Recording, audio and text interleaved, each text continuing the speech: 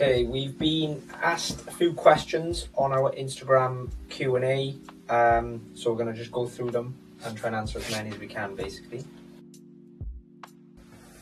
What's that question? I think there's a number of things, isn't there?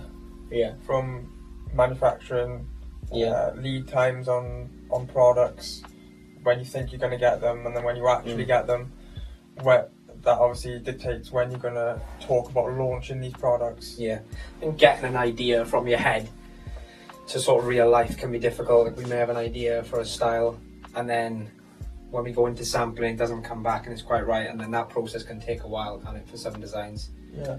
I know, like the pink denim style took like over a year, I think, to get right. I think the design part is actually okay. I think the biggest problem I think we find is that we'll have a trainer, we'll decide that we're going to go with this trainer, we'll build a campaign around it, do all the content, actually start to talk about it on social media to say this trainer's coming next week type thing, and then we'll have a call from the manufacturer and say, oh, so-and-so has been delayed, the whole production is delayed, and at that point we're too far in to go back. Yeah. So we have to then come up with with ways planning the schedule is difficult, and like, we have quite a lot of designs, and obviously the way that the brand is positioned is quite fast moving, so when there's one problem, that has a knock-on effect then on a number of launches, and like our social media plans, our shoots for example, we may have to cancel a shoot a couple of days before because the trainers haven't come in time. So yeah, I think like that side of it can be really difficult. Yeah, so I think production lead times. This is an easy question. Do you want to answer it or do you want No, me to you answer answer it. Go on. So this shoe here was the shoe that made us, well, sort of blow up a bit. This was the first real out there trainer that we did. A real unique trainer, obviously called Pink Denim. We started, well, we did the trainer, and we weren't really expecting much from it because we weren't sure how many people were actually going to like it. And as soon as we started to post it on TikTok really got behind it, and the reaction we had was mad. I think we actually sold out before we even did the post on launch. Crazy, yeah. I think that with that trainer, it's just something really different. So previously, some of our other designs, they may be quite plain. So we decided to sort of like take some risks with the design process.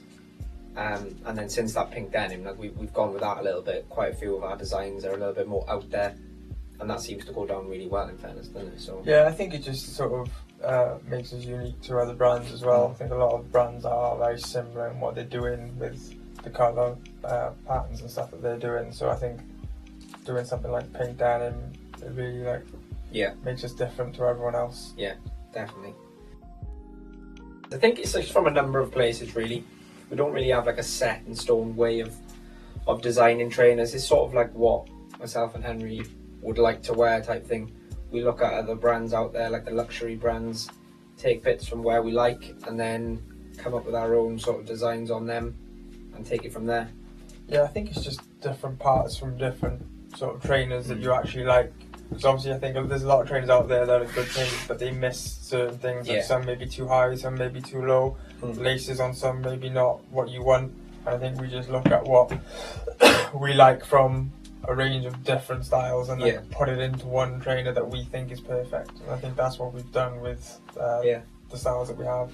Yeah, it's a bit of both really. Like with the Pink Denim, that was something that we've never seen before, and we come across the fabric and we thought like, oh, we'll try and get that onto the trainer, and then we thought, oh, it'd be impossible. And actually when it come back, like over time we got it to the level where we thought it was perfect to launch really. So yeah, it can come from a different sort of variety of places, but generally it's either taken sort of from a mixture of high-end brands and what we like, or we'll just kind of come up with something off the cuff, I guess.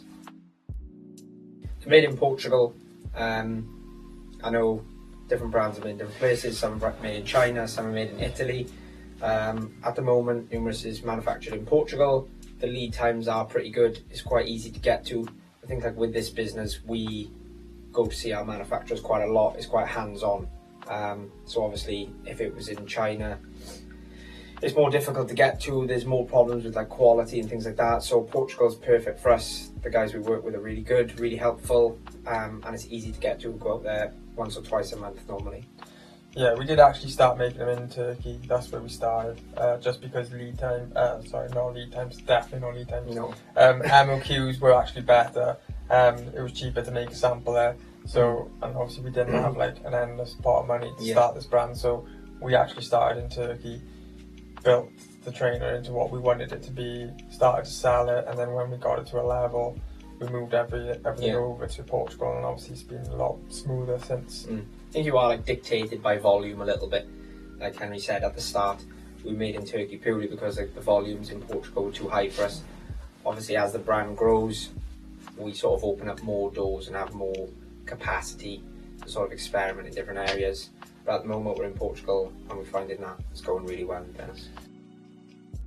Depends what business it is. Yeah. We're Is it certainly footwear no experts in banners in general, but I think just finding something that you're passionate about and just getting started. I know people can talk about ideas for too long and never eventually sort of get going, whereas I think if you just have an idea that you're passionate about and just get moving with it, everyone's learning as they go along type thing, so just don't be afraid to start, really, is what I think.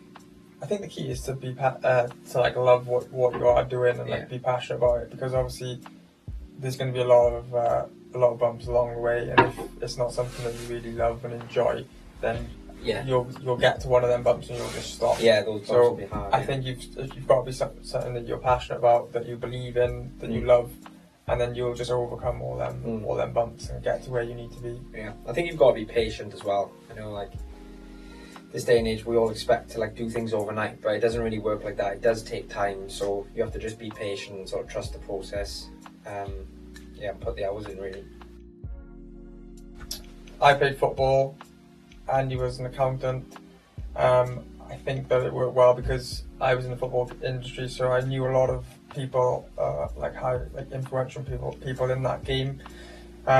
So we used them sort of people to try and get the trainer out there when we actually had it ready, and then used Andy's brains to sort the finances. Yeah, I think it's just a good balance, really. I think like to sort of, my accounting background helps with like the sort of financial side of things, and gives us some good structure, whereas Henry's contacts and sort of like a little bit more creative side helps with the designing and marketing of things. So yeah, it's quite a good balance, really. Yeah, and I think we didn't actually do this full time until, was it 18 months ago? Yeah. Until about a year and a half ago. So we've been running 3 years in August, and for the first sort of year and a half we were still obviously working and doing this. And then when this got to A level, then we obviously moved into this full time. But I think that's how every brand sort of starts. Yeah. We have got some things planned, quite a few things really. I think we're going to plan to go to LA to shoot a new skate trainer. We're looking to do that either early August, I think it'll be, depending on when the trainer's ready.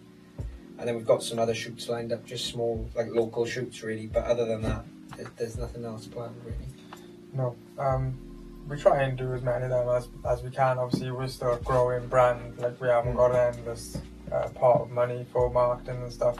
So we try and mix it, do a couple away in Amalfi, a couple here, a couple in LA, a couple in London, and just try and mix it up, really. Yeah, I think some brands, when they're further ahead in the journey, they plan a lot further ahead.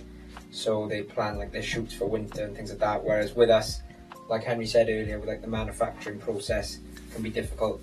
That means that we sort of have to be quite reactive in terms of our marketing. So we try to not plan too far ahead, just because we know so many things change in between now and then. But yeah, I think the next trip will be LA, and that'll be quite a big shoot for the brand, I think. Yeah, it's hard. It's really hard. I think there's just so many components with footwear. Makes it difficult, like Henry's touched on with the manufacturing. It's just, there's so many different parts. It only takes like one thing for you to sort of not be happy with the style or in the design or the manufacturing process, and it can make sort of life really difficult. I think every industry's hard though, isn't it? Yeah. Like, it doesn't matter what you're in. If you're in footwear or clothing or whatever, I think there's elements of all of it that's hard. I think, to be fair, I think footwear may be actually easier than clothing. Just because of the size runs and stuff, there's less measurements, etc. On your product. But yeah, I think every industry is hard. But as long as you love it and you're passionate about it, and you actually wanna do it long term, then I think you get there. Yeah, I think like the concepts of all different industries, well, in the sort of fashion game, are all the same really. So the idea is to get a product that you designed that works really well and looks really good, and then to just market it properly, do a good campaign, get some good images on social media, provide a good service to your customers, and hope that they keep returning really. Okay, so that's it for this week's edition of Question and Answer. If you have any more questions, please get them on our social media, and we'll think about doing this again sometime. Thank you.